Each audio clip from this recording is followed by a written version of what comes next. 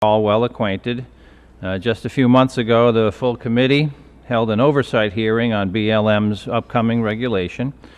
Last week, Secretary Jewell discussed the issue in testimony when she appeared before this committee, and in less than 1 month, the public comment period on those revised regulations will close. Establishing minimum safety and environmental standards for fracking processes has been my top priority since being elected to the Congress.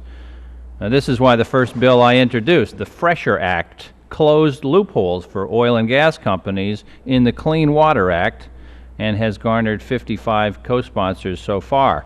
And that is why today I am introducing the Cleaner Act, which will ensure that oil and gas companies are required to test their waste to determine if it is hazardous, and if so, dispose of it using safe methods that other industries already are employing.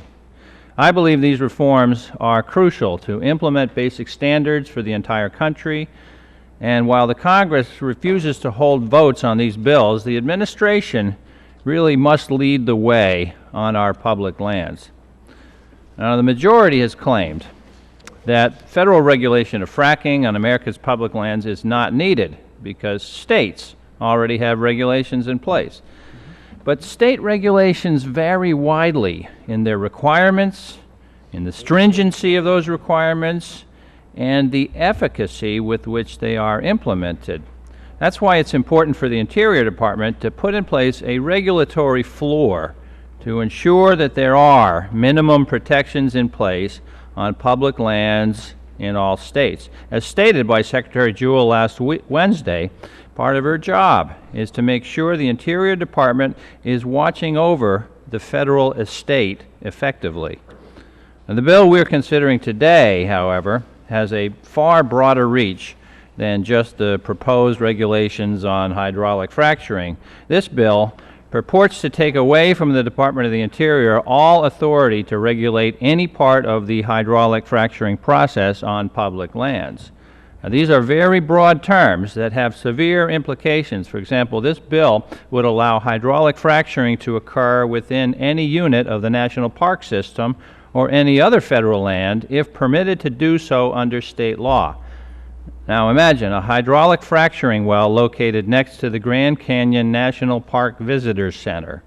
If this bill were passed, the federal government would have absolutely no power to prevent just that from occurring. It should also be noted as well that this bill does not mention tribal authority, nor does it distinguish between federal lands and tribal lands held in trust by the federal government.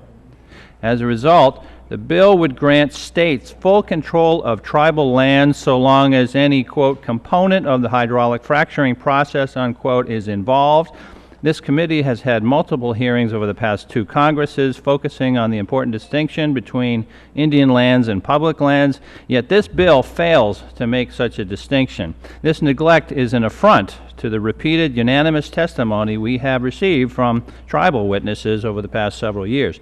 In short, the public lands in this country belong to the American people, and the Interior Department has a responsibility to ensure that companies drilling on them are doing so safely and protecting our air and water. We already know that oil and gas companies are committing serious safety violations when drilling on public lands. A report issued last year by Democratic members of this committee found that there were a total of 2,025 safety and drilling violations on federal land that were issued to 335 companies drilling in 17 states between 1998 and 2011. Moreover, the current drilling regulations that companies repeatedly violate for well construction have not been updated in nearly 25 years and reflect neither the significant technological advantages of hydraulic fracturing nor the tremendous growth in its use. I look forward to hearing the testimony from our witnesses today, and I yield back. Thank you. And now we'll hear, as earlier stated, from the author of the legislation along with myself, Representative Flores of Texas, for 5 minutes. Thank you, Mr. Chairman. Chairman Lamborn, I want to thank you for holding this important hearing on H.R. 2728, the Protecting States' Rights to Promote American Energy Security Act. I have submitted a comprehensive set of comments on the bill for the record. and I will summarize those key points in a few minutes. I'd like to start out by exercising a little bit of personal privilege and recognize three important guests today. My wife, Gina, is with us today. My nephew, Landon, is with us, and also we have an up-and-coming rising star among Texas elected officials, and that's Christy Craddick, the Commissioner of the Railroad Commission of Texas. Welcome each of you here. I've also told them about what comedy and we have in this committee and how we all get along, and so I'm hoping that'll be on display today.